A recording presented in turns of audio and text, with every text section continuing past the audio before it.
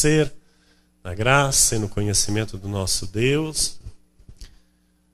Vamos ouvir o que o Espírito da Graça tem a dizer nesta noite, a mim e a você.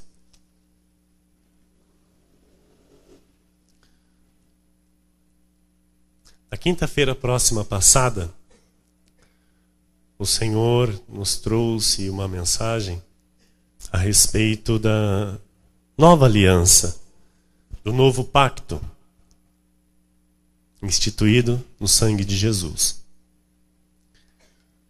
E hoje nós vamos dar uma sequência àquilo que Deus começou a nos ensinar, e nós vamos falar hoje de rudimentos de obras mortas.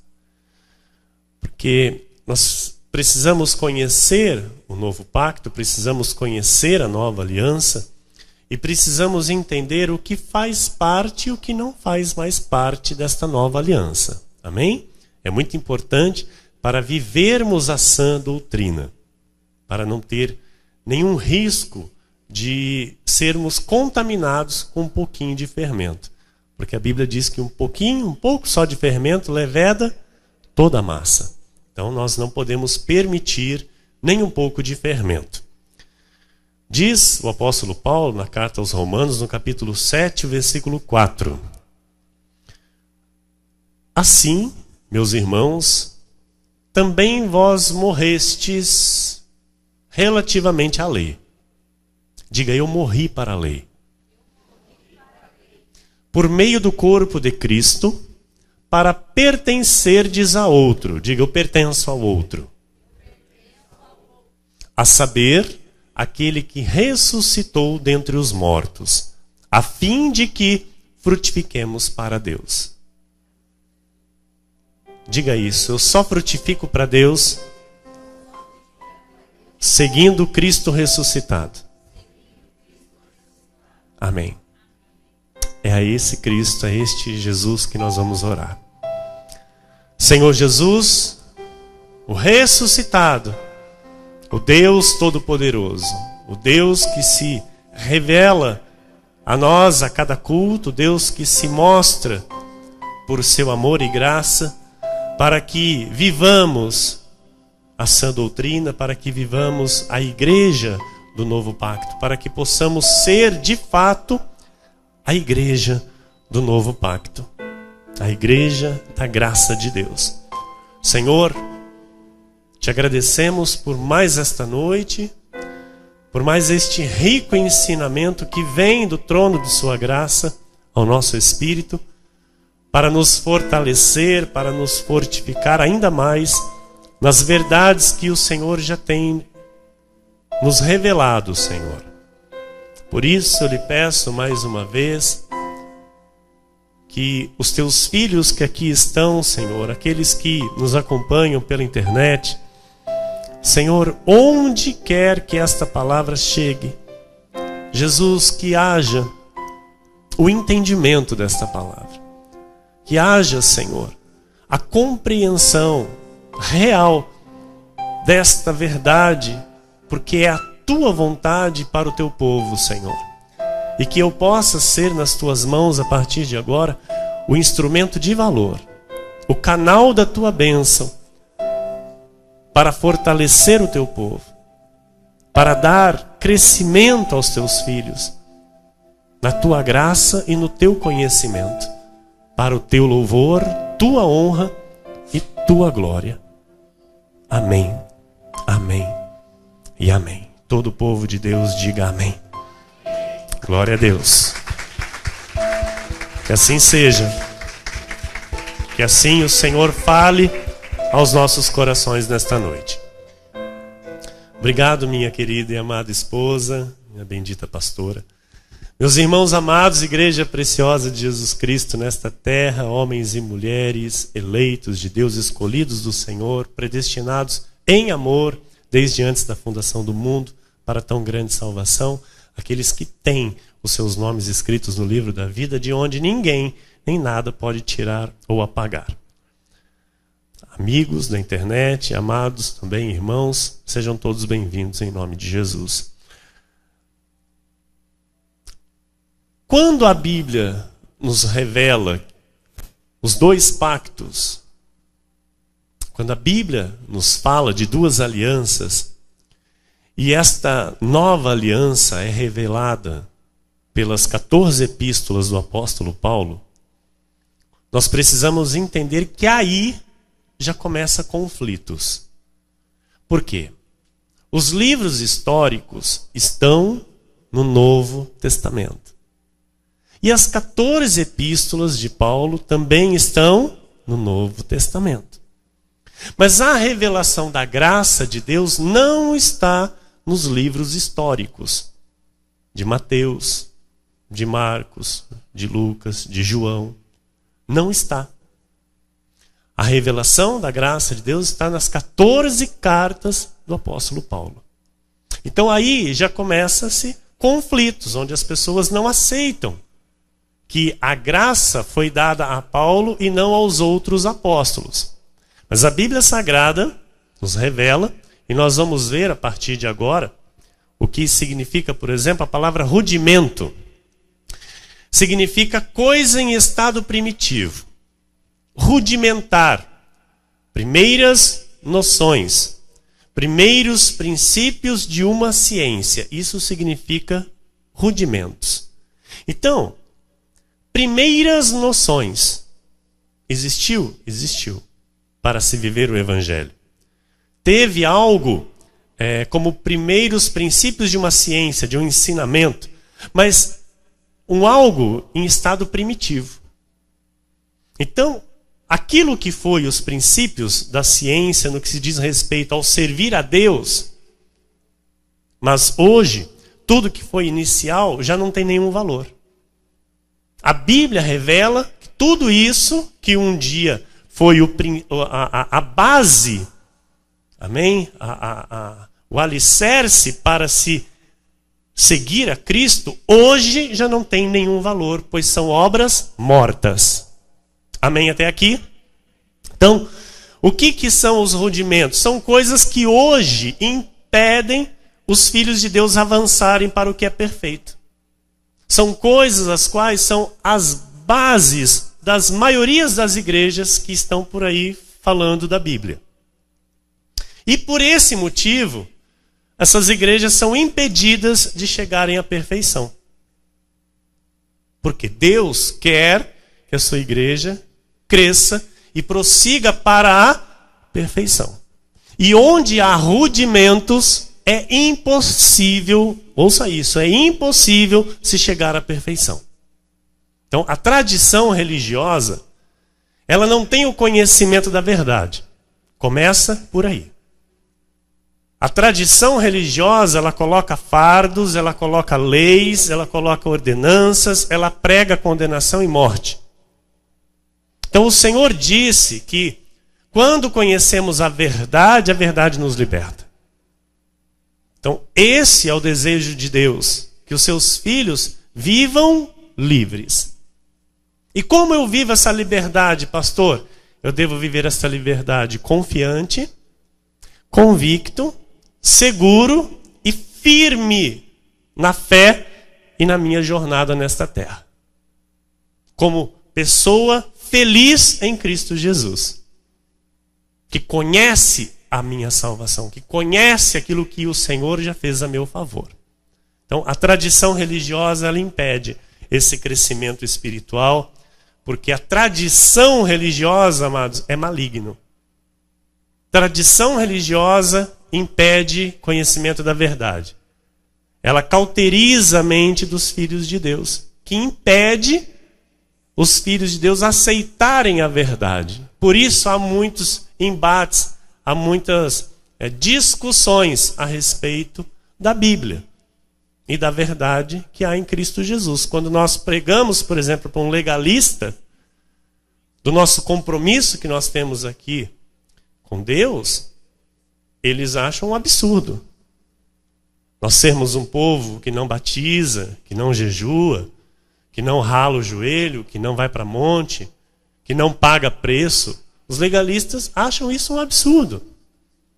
Então, nós temos a Bíblia a nosso favor. E eles têm aquilo que eles acham que é o correto. Então eles dizem, eu tenho o meu compromisso com Deus, e isso é o que me basta. E isso é carnal, isso é carne pura. Nós, da graça, jamais vamos dizer, eu tenho o meu compromisso com Deus. Não, eu tenho o compromisso que Deus me ensina a ter com Ele. Porque para começar, eu não sei ter compromisso com Deus se o próprio Deus não me ensinar. Amém? Então a tradição religiosa, ela não tem verdades de Cristo para dar aos filhos de Deus. A começar por qual Jesus devemos seguir. Para começar, eles falam de Jesus e acabou. Não tem o de Nazaré, o Cordeiro e o ressuscitado, como Paulo cita, não é? No versículo que nós lemos, que nós temos que pertencer ao outro. A saber, o que ressuscitou dentre os mortos. Então Paulo está dizendo assim, olha, esquece o Cristo carne agora. Vocês estão seguindo o Cristo carne, mas agora vocês têm que esquecer. Porque a obra que ele veio para consumar, ele consumou. Está feito. E agora? Agora vocês têm que conhecer o outro.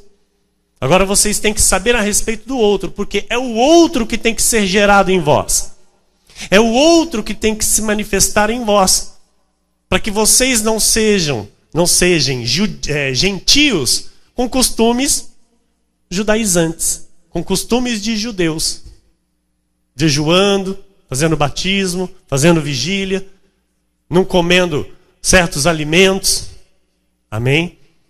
Está claro até aqui para a igreja? Então nós não devemos seguir o Cristo carne. Diga isso, eu não devo seguir o Cristo carne, o Cristo judeu.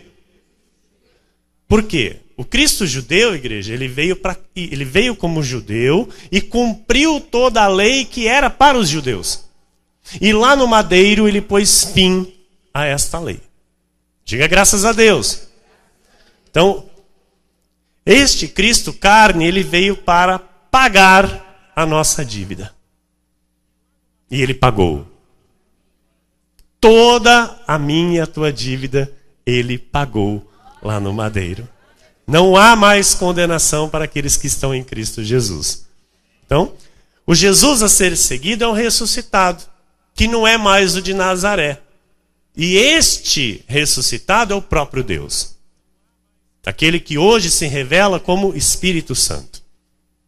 O chamado de Deus revela através do apóstolo Paulo o que a igreja deixe os princípios elementares da doutrina de Cristo e prossiga para a perfeição. Então nós entendemos que uma vida espiritual com rudimentos, com princípios elementares da doutrina de Cristo, não se chega à perfeição, não se tem crescimento. Em Hebreus 6, versículo 1, está escrito, Paulo, ele escreveu aos hebreus, que eram os judeus que haviam recebido a Cristo, haviam crido em Jesus. Ele escreveu assim, por isso, pondo de parte. O que é pôr de parte, igreja? Deixar de lado, ok? Põe de parte. Não sou eu que estou dizendo, amém? Bíblia. A Bíblia está dizendo. Por isso, pondo de parte os princípios elementares da doutrina de quem? De Cristo. Olha que coisa séria. Amados, alguém chegar e dizer assim, olha, tudo que você aprendeu do Cristo, carne, a doutrina que ele ensinou, esse princípio elementar, tem que pôr de parte. Estão entendendo, igreja? Então, quando eu faço isso, pondo de parte os princípios elementares da doutrina de Cristo, deixemos-nos levar para o que é perfeito. Então, depende de mim. Tem pessoas que não permitem isso. Tem pessoas que se bloqueiam. Por quê? Porque não, eu tenho que seguir o Cristo carne. Não, ele batizou, também tem que batizar. Ele jejuou, também tem que jejuar. Deixemo-nos levar para o que é perfeito. Então a pessoa que segue o Cristo carne jamais chegará ao que é perfeito. Não lançando de novo a base do arrependimento, de obras mortas e da fé em Deus. Então, igreja, a doutrina de Cristo, carne, é lei. Por quê? Porque ele foi judeu, nasceu como judeu e viveu e cumpriu toda a lei. Até porque nenhum homem era capaz de cumprir toda a lei. Jesus cumpriu os 613 pontos da lei de Moisés e lá na cruz ele encravou. Graças a Deus. Então, nós não estamos aqui promovendo algo para atrair as pessoas e depois oferecer Cristo a elas. Estamos? Não estamos fazendo isso aqui. Aceita Jesus, não é? Atraindo, vamos promover algo, né? Vamos promover uma campanha, vamos promover um show gospel, vamos trazer alguma coisa para chamarisco, né? Para atrair pessoas, para encher a casa, e aí no final nós oferecemos Jesus para elas. Nós fazemos isso aqui? Eu já vi isso muitas vezes. Você já viu? Quantas vezes, não é? No final, né, de uma reunião, aceita Jesus. Quem quer aceitar Jesus? Sai do teu lugar, vem aqui para frente. E a pessoa às vezes ela aceita Jesus 20 vezes na vida dela e não tem conversão nenhuma. Todo o apelo que se faz de um pregador, a pessoa ela vai lá na frente e aceita Jesus. Vocês já viram isso?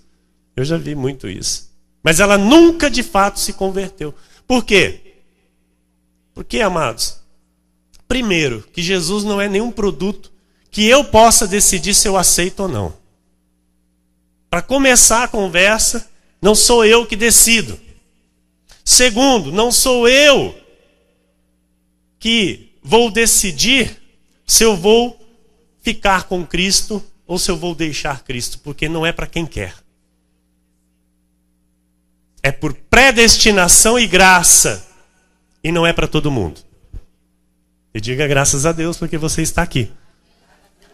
Então é Jesus quem traz para viver esta verdade, é Jesus quem revela esta verdade, é Jesus quem abre os nossos olhos para entendermos isso e vivermos isso com toda a nossa firmeza. Então, uma vez em Cristo para sempre. O pregador que chama o povo de Deus de pecador, sabe? De gafanhoto, de pó da terra, ele não conhece o poder da graça de Deus.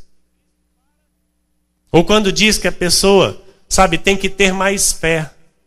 Olha, irmão, tenha mais fé. Já ouviram isso? Eu já ouvi muito. A pessoa que diz isso, ela não sabe que Deus dá aos seus escolhidos o dom da fé numa medida perfeita. Então, ele reparte de igual modo a todos que são selados com o Espírito Santo da promessa. Todos que recebem o Espírito Santo da promessa, mas recebem a mesma medida de fé. A fé que está em mim é a mesma medida que está em você. Não há diferença. Amém? Então, nós vemos hoje pessoas que estão aí invocando o Espírito Santo. Vem Espírito Santo. Há campanhas, não é? Da descida do Espírito Santo, do batismo com o Espírito Santo. As pessoas estão aí invocando. Vem Espírito Santo sobre mim. Espírito Santo, entramos na tua presença agora. E antes estava na presença de quem? Não há conhecimento. Há ignorância. E Jesus diz, o meu povo é destruído porque lhe falta conhecimento. Então, se eu não tenho conhecimento dessas verdades, eu tropeço. Amados, quando a graça foi nos revelada aqui, para a gente orar. Os irmãos aqui que nos ombreiam, que nos apoiam, sabem a luta que nós tivemos aqui para alinhar a nossa oração à verdade da graça de Deus. Porque nós éramos pessoas que não sabiam nem orar. Nós orávamos como achávamos que estava certo. E aí começávamos a orar, tropeçava numa palavra, parava, falava, não, Senhor, não é assim. E começava a oração de novo. Então a nossa vida tem que ser uma verdadeira reforma em tudo. Se eu não aceito esta reforma, eu não posso estar na graça de Deus. Se eu não aceito o quebrar tudo, né? Como um dia disseram para mim, pastor Emílio, o senhor tem que jogar tudo no lixo, que o senhor aprendeu até hoje, para o senhor viver a graça de Deus. Se eu não fizesse isso, eu não podia estar aqui pregando a graça para você hoje. Porque facilmente eu ia trazer fermento para a tua vida. Facilmente eu ia estar trazendo lei misturado com a graça. E isso acontece muito, amados. Por quê? Pregar a graça é difícil. Por isso são poucos. Por isso não, sabe, as igrejas da graça não são infestadas. É uma aqui, uma ali, uma lá, uma colar. Por quê? É difícil. O pregador que permanece firme na graça de Deus. Eu conheço muitos, amados, inclusive do nosso ministério, que retrocederam da graça. Por quê? Porque a lei, ela atrai mais pessoas. A graça é aquela seleção feita por Deus. Na lei, é atrativo. Então muitos voltaram atrás, deixaram de pregar a graça e retrocederam para a lei. Começaram de novo a ungir com óleo, sabe? Passar o olhinho, a imposição de mão, a oração forte, a campanha, aquela coisa de trazer objeto, de trazer foto, de trazer roupa. Não, que nós vamos orar aqui. Sabe aquela coisa da lei? Muitos pregadores da graça voltaram para esse caminho. Então, eu louvo a Deus que o Senhor nos sustenta aqui firmes e perseverantes. Porque os atrativos da lei são muitos. A lei, ela seduz a carne. A lei, ela puxa a carne, porque a lei é para a carne. Então aquele que não está firme no espírito, facilmente ele pende para a carne. E para onde ele vai? Vai para uma igreja legalista. Ele vai para uma igreja onde se tem os rudimentos. E essa pessoa jamais vai crescer para a perfeição. Hebreus 6, versículo 2 diz: o ensino de batismos. Volta lá de novo, pastora. Eu vou ler só o começo de novo. Por isso, pondo de parte princípios elementares da doutrina de Cristo. Ok? 2, versículo 2. Ensino de batismos. Olha o que é o ensino de batismo. É um princípio elementar da doutrina de Cristo. Por quê, pastor? Porque os apóstolos, os discípulos de Jesus também batizaram. Pegaram lá o ritual de João Batista e continuaram batizando. Mas a Bíblia diz que Jesus mesmo não batizou ninguém. Estão entendendo? Mas é um princípio elementar que tem que ser colocado de lado. E da imposição de mãos, essa coisa que eu falei para vocês de oração. Sabe? Não, porque eu só saio daqui depois que o pastor colocar a mão em mim e fizer a oração poderosa. Aí eu creio que eu recebi minha bênção. Nós vemos por aí, amados, homens sendo idolatrados. Líderes sendo idolatrados. Por quê? Não, porque aquele homem é de Deus. O poder de Deus está nele. Que a mão de Deus está aqui. Amados, e não sabe isso aqui da vida daquele homem que está colocando a mão na pessoa. Amados, capaz que hoje, com o conhecimento que Deus me dá, eu vou deixar qualquer um colocar a mão em mim. Sai de reto, Satanás. Não, primeiro eu vou conhecer a pessoa, a índole. Vou conhecer se ela tem a moral para colocar a mão em mim. Caso contrário, não coloca não. Então, olha. Imposição de mãos da ressurreição dos mortos e do juízo eterno. Todo tipo de batismo humano tem que ser deixado de lado. É batismo? Tem que deixar de lado. Não importa se é de criança, se é de adulto, não importa. É batismo? Tem que ser deixado de lado. A imposição de mãos, eu disse, gera idolatria. Gera dependência. Eu bem sei o que é isso. A pessoa fica totalmente dependente. Ela fica o culto inteiro esperando acabar para ela ir no pastor, para o pastor orar por ela. Então nós somos chamados por Deus para pregar a graça, amados. Pregar a vida por fé. E não tem nada a ver com isso. Então, eu jamais posso vir aqui pregar para você juízo eterno. E está assim de igreja falando de juízo eterno. Quem vai ser salvo, quem não vai ser salvo. Porque eles não têm a revelação da salvação eterna. Então nós aqui temos a certeza da nossa salvação em Cristo. Para quê? Diz para mim que eu vou ficar aqui falando para você de juízo eterno. Eu tenho que trazer para você algo que te faça crescer na graça e no conhecimento. Algo que te leve a prosseguir para a perfeição em Cristo Jesus. Então a Bíblia diz que Ele, o Senhor, nos transportou do império das trevas para o reino do seu amor. Sim ou não? Então você já está no reino de Deus. Você já está assentado em lugares celestiais com Cristo. Você já recebeu a vida eterna. Glória a Deus. Você não está aqui para receber a vida eterna. Você está aqui porque você já recebeu a vida eterna. Amém? Você não está aqui para ser salvo. Você está aqui porque você já é salvo. Então esta é a diferença nossa do povo legalista aí fora. Que eles vão para a igreja para serem salvos. Eles vão para a igreja para receberem a salvação. Porque eles não têm o conhecimento da graça de Deus. Eles não entendem estas verdades que há em Cristo Jesus. A Bíblia diz que aqueles que receberam a Cristo, eles passaram da morte para a vida. Bem, em Hebreus 6,3, isso faremos se Deus permitir. Paulo aqui finaliza, né, o contexto. Então, o que isso quer dizer? Isso faremos se Deus permitir. Deus quer que isso seja ensinado. Então Ele permite eu vir aqui e falar isso para você. Falar a respeito da imposição de mão, do batismo, do juízo eterno. Mas Ele não quer que eu fique pregando isso. Ele não quer que eu fique promovendo isso.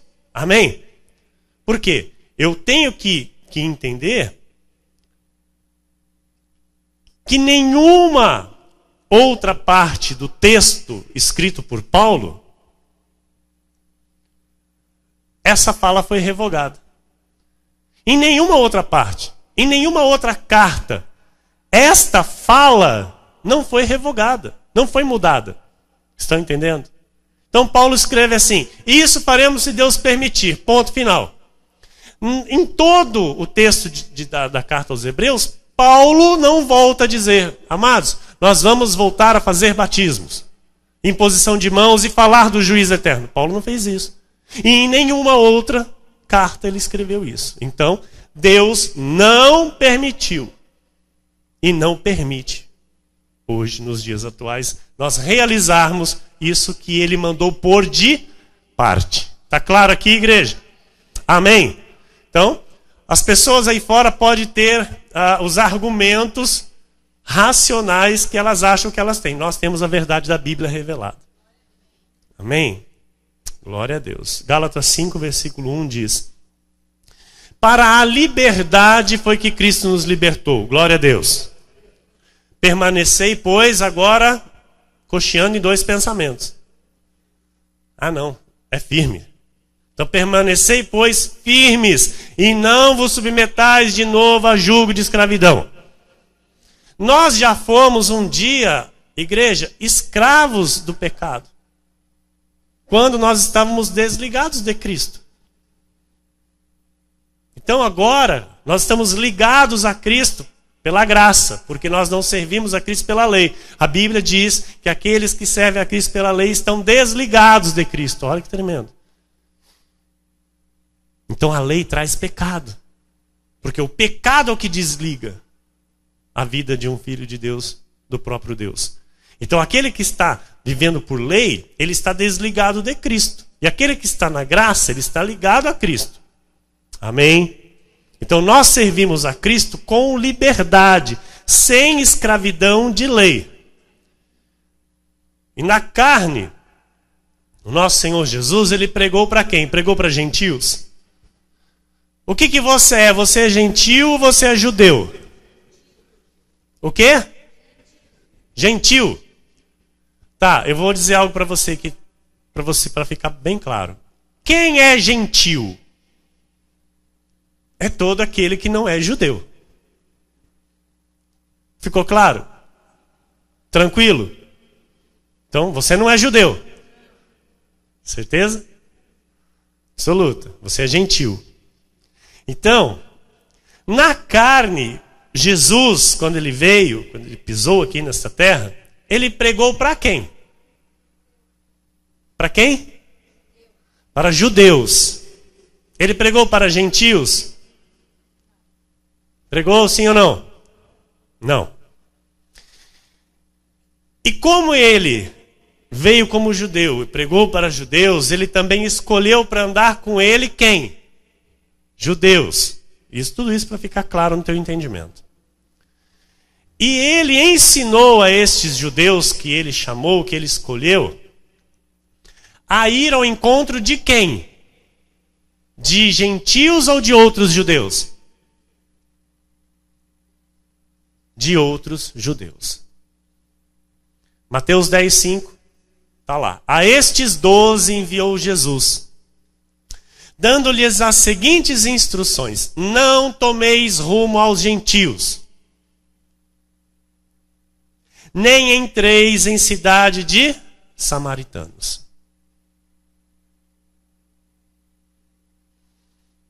Aleluia.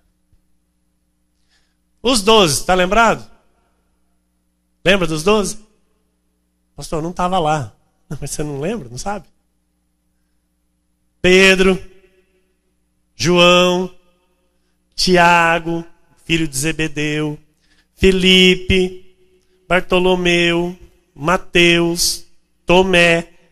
Aí tem outro Tiago, que era o filho de Alfeu, o Tadeu, o Simão, o Zelote e Judas. 12. 12 judeus.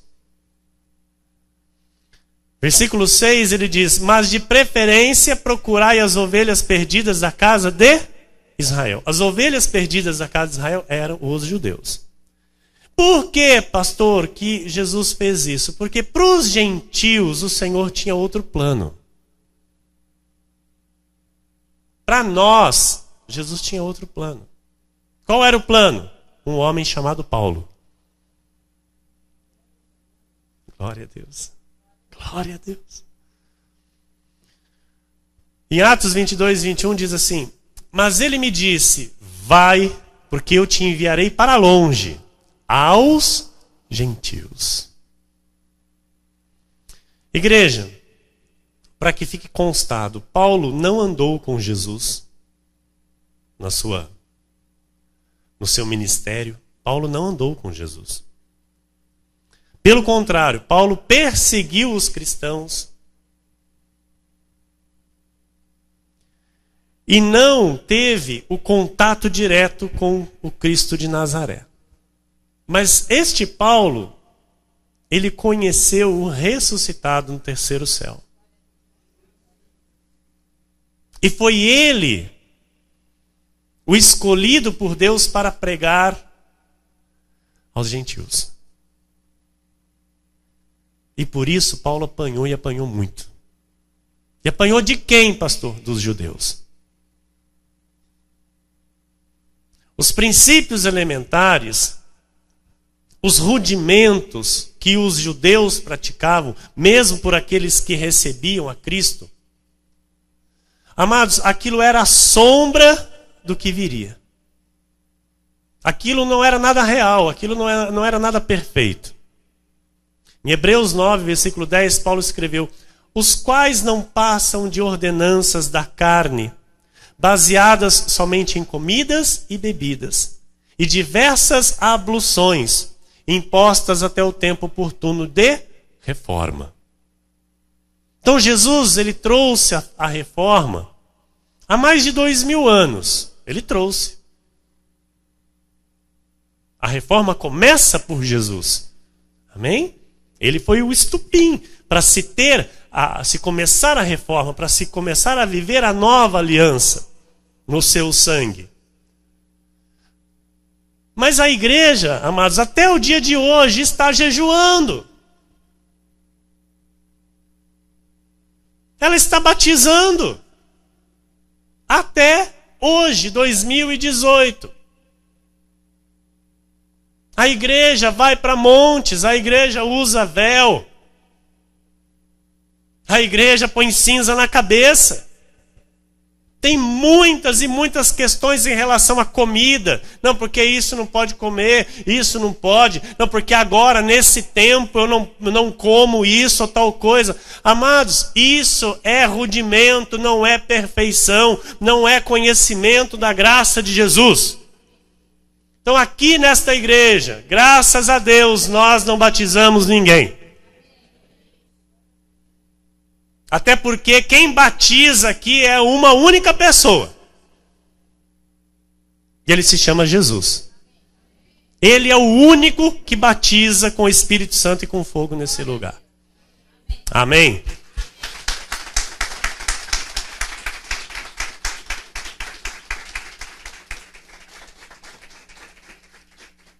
Em Colossenses 2, versículo 16, diz assim: Ninguém,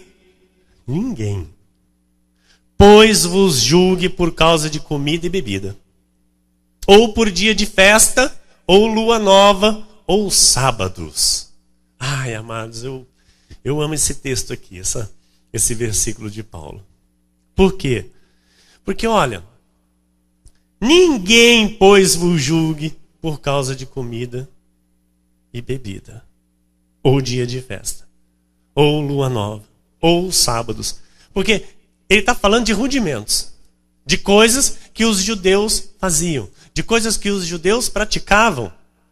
E ele está dizendo para a igreja em graça. Ele está dizendo, olha, não se inquietem não. Não fiquem preocupados vocês se os da lei começarem a julgar vocês. Porque a Bíblia diz, amados, que aquele que observa um ponto da lei tem que cumprir os outros 612. Porque são 613 pontos da lei. Então, quer ser justificado pela lei? Cumpriu um, agora vai se informar dos outros 612. E detalhe, o batismo em água, só para deixar claro, não era da lei de Moisés, tá? Não era. Antes de João Batista, quem foi batizado? Quem? Sabe de um? Nenhum. Então, olha como é que você vai entender aqui pela palavra como é que essa questão do batismo é um ponto totalmente isolado. E que as pessoas trazem até os dias de hoje como se fosse, sabe, o ponto máximo para a salvação. E não tem nada a ver. Não tem nenhum valor.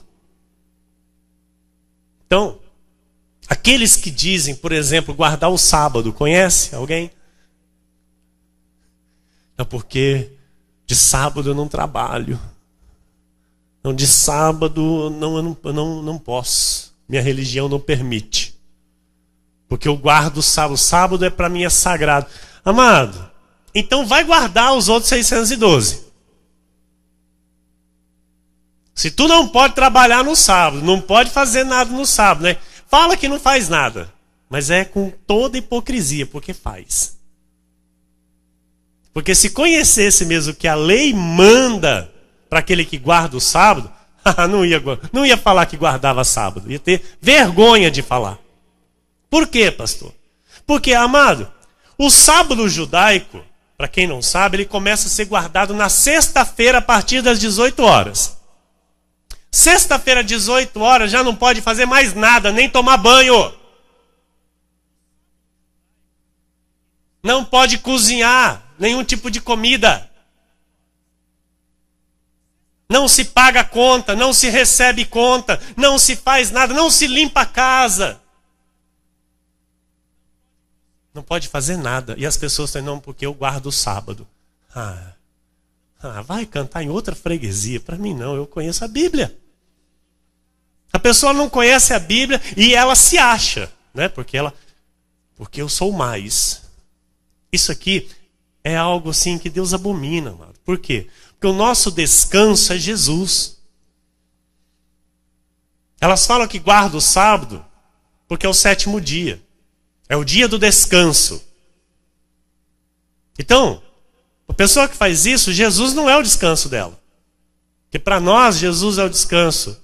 Domingo, segunda, terça, quarta, quinta, sexta, sábado, domingo, segunda, terça, quarta, quinta, sexta, sábado, domingo, segunda, terça, quarta, quinta, sexta, sábado, domingo. Jesus é o nosso Shabatum!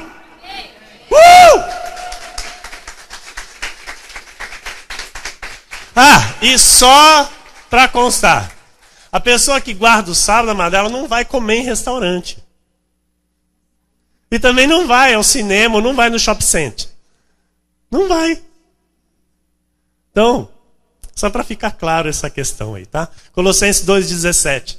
Porque tudo isso, diga, tudo isso, tem sido sombra das coisas que haviam de vir. Porém, o corpo é de Cristo. Então, quem nasce para Cristo, morre para os rudimentos. Colossenses 2, 20 a 23 diz assim: se morrestes com Cristo para os rudimentos do mundo, por quê? Olha, amado. Português, tá? Conhece língua portuguesa? Tem gente que não conhece. Se morreste com Cristo para os rudimentos do mundo, por quê? É interrogação. É uma pergunta. Amém? Está perguntando. Por quê? Como se vivesseis no mundo, vos sujeitais às ordenanças. Não manuseieis isto, não proves aquilo, não toques aquilo outro. Conhece? Segundo os preceitos e doutrinas dos homens. Nós seguimos a doutrina de Cristo aqui. Os preceitos de Cristo ressuscitado. Pois que todas estas coisas com o uso se destroem. Tais coisas, com efeito, têm aparência de sabedoria. Então a pessoa se acha, não é? Como culto de si mesmo. E de falsa humildade. Olha que, amados, isso aqui é muito triste. Isso é muito... E de rigor ascético. Todavia não tem valor algum contra a sensualidade, contra a carnalidade, contra a concupiscência da carne. Então aquela pessoa que diz, sabe, eu faço, eu sou santa, eu sou mais santa, sabe, eu não uso isso, eu não toco nisso, eu não como isso. Amados, é uma sabedoria aparente, diz a Bíblia. E essa sabedoria aparente não é a sabedoria que vem lá do alto. E quando a sabedoria não é a que vem do alto, a Bíblia diz que é uma sabedoria humana, animal e demoníaca. Olha aqui.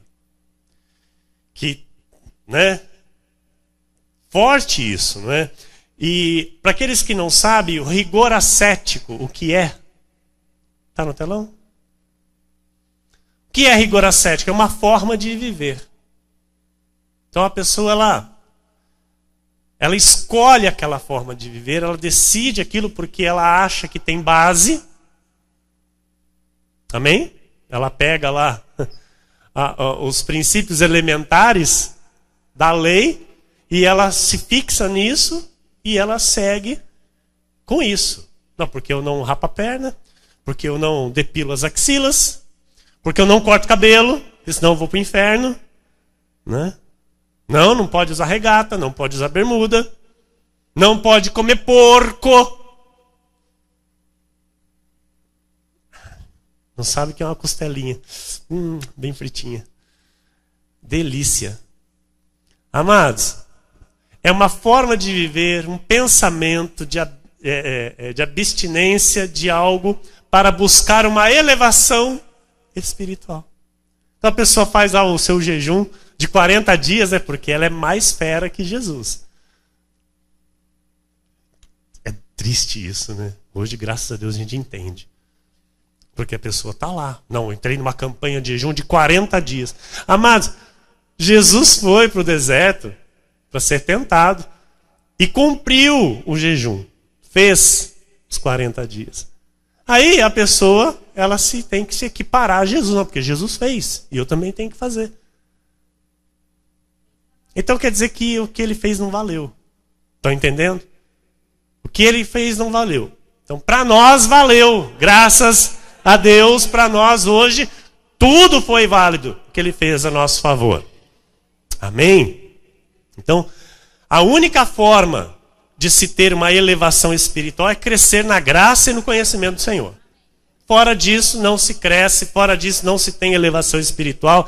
Pode ficar sem cortar cabelo, pode ficar sem depilar axila, pode ficar sem pintar cabelo, vai ser sempre feia e não vai ter elevação espiritual. Não, não vai ter. Porque, amados, infelizmente, é triste, né? É triste uma pessoa que não corta cabelo, não depila axila, não rapa a perna, não passa um batom, não passa uma maquiagem, não faz uma sobrancelha. Amado, misericórdia, eu não quero nem arrepio em mim. Graças a Deus, eu tenho uma esposa linda. Batismo em água, ele só tinha uma serventia. Qual é, pastor? Fazer o homem mostrar-se arrependido. Era o quê? Um ato exterior. Um ato visível, com que as pessoas viam aquilo. Então, amados, o nosso batismo é em Cristo. E quem vê isso? Quem vê a nossa conversão em Cristo. Então, quando nós nos convertemos a Cristo, todos que estão à nossa volta veem isso. Então não é porque alguém vai lá num rio, ou numa piscina, ou num tanque, e é batizado, que aquilo está mostrando conversão. De forma alguma. Então, o batismo em água nunca removeu o pecado. Nunca deu garantia de redenção e nem de justificação. Por isso que talvez você conheça pessoas que já foi batizado mais de uma vez em água. Nosso ministério, no Rio de Janeiro, um senhor lá foi batizado, passou por 18 ministérios, ele foi batizado nos 18. Porque ele achava que ele ia parar de fumar sendo batizado, né? Não, porque agora aqui eu vou ser batizado e não vou fumar mais. E chegou na Cristo Vive fumando, e para a glória do Senhor, hoje ele não fuma mais, porque a graça o libertou. Então, batismo em água não tem poder nenhum, é um ato externo, um ato que não remove pecado, não garante redenção, nem justificação, nem muito menos salvação. Em Marcos 1,4 diz: apareceu João Batista no deserto, pregando batismo de arrependimento para a remissão de pecados. Então a Bíblia diz que apareceu João Batista. Aí eu pergunto mais uma vez, e antes? Nada. Ninguém, não tinha. Porque não tinha batismo. Não existia isso. Então esse batismo trazido por João Batista era a sombra do que viria.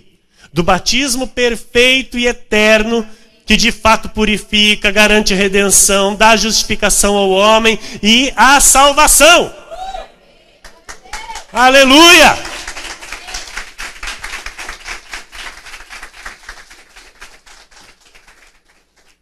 Em 1 de Pedro 2,24 diz: carregando ele mesmo em seu corpo, sobre o madeiro, os nossos pecados, para que nós, mortos para os pecados, vivamos para a justiça.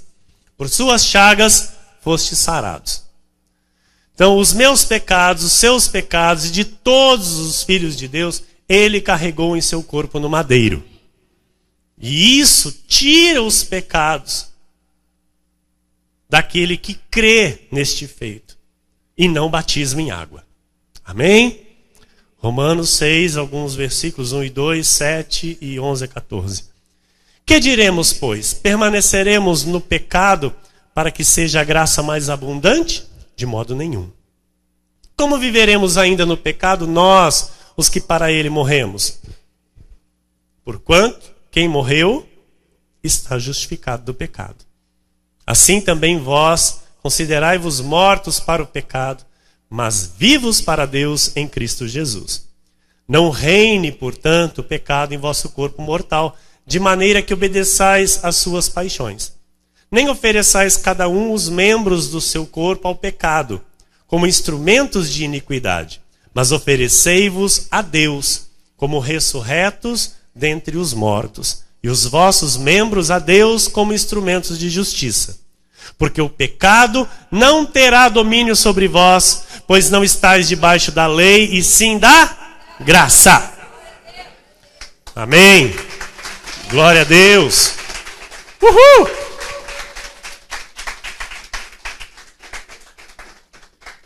João 3, 25 a 30. Ora, entre os discípulos de João e um judeu suscitou-se uma contenda com respeito à purificação. E foram ter com João e lhe disseram: Mestre, aquele que estava contigo além do Jordão, do qual tens dado testemunho, está batizando, e todos lhe saem ao encontro. Então aqui já começou uma fofoca que Jesus estava batizando. Ok? Vamos continuar. Respondeu João: o homem não pode receber coisa alguma se do céu não lhe for dada. Vós mesmos sois testemunhas de que vos disse: eu não sou Cristo, mas fui enviado como seu precursor. Olha, amados, todo aquele que anuncia Cristo é o precursor de Cristo.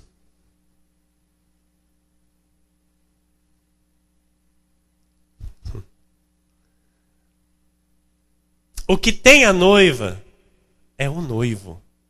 A igreja pertence a Cristo e não do precursor. Tem lugares aí dando o nome da igreja do precursor. É triste isso. O que tem a noiva é o noivo. O amigo do noivo que está presente e ouve. Muito se regozija por causa da voz do noivo. Glória a Deus. Pois esta alegria já se cumpriu em mim. João Batista viu o noivo, ouviu o noivo. Amém? E ele disse: convém que ele cresça e que eu diminua. Convém que ele cresça e eu diminua. Diga isso, igreja. Convém que ele cresça e eu diminua. Mateus 3, 11 e 12 diz: eu vos batizo com água para arrependimento, mas aquele que vem depois de mim é mais poderoso do que eu, cujas sandálias não sou digno de levar. Ele vos batizará com o Espírito Santo e com fogo. A sua pá ele a tem na mão e limpará completamente a sua eira. Recolherá o seu trigo no celeiro, mas queimará a palha em fogo inextinguível. Amém? João 4,2 diz: e bem que Jesus mesmo não batizava, e sim os seus discípulos. Então aquela fofoca lá era mentira. Amém? Que estavam dizendo para o João Batista: olha, ele está batizando lá. Não. Quem estava batizando? Os discípulos de Jesus. Os apóstolos estavam batizando. Mas Jesus mesmo não batizou ninguém. Por quê? Era algo que ia sumir. Era algo que não era para permanecer. Por isso, depois Paulo vem e diz: olha, pondo de parte. Amém, igreja? Então nós somos uma igreja da Reforma. Somos a última Reforma protestante. Fazemos parte de uma missão. A missão apostólica da graça de Deus. Estamos inseridos na igreja verdadeira de Cristo. Estamos num lugar santo, estamos numa igreja séria, num ministério que tem o compromisso com a verdade e com a graça do Senhor Jesus Cristo. Amém? E todos nós temos este compromisso de levar adiante este conhecimento. Não podemos nos calar, porque assim como João Batista disse: olha, o homem não pode receber coisa alguma se do céu não lhe for dada. Você tem recebido algo muito grande do céu. Você tem recebido um grande tesouro, uma grande riqueza do céu, por aquele que te criou, te gerou, te enviou a este mundo e te escolheu para propagar o evangelho da graça de Deus como ministro da nova e eterna aliança. como embaixador em nome de Cristo nesta terra. Que assim seja, porque assim disse o Senhor.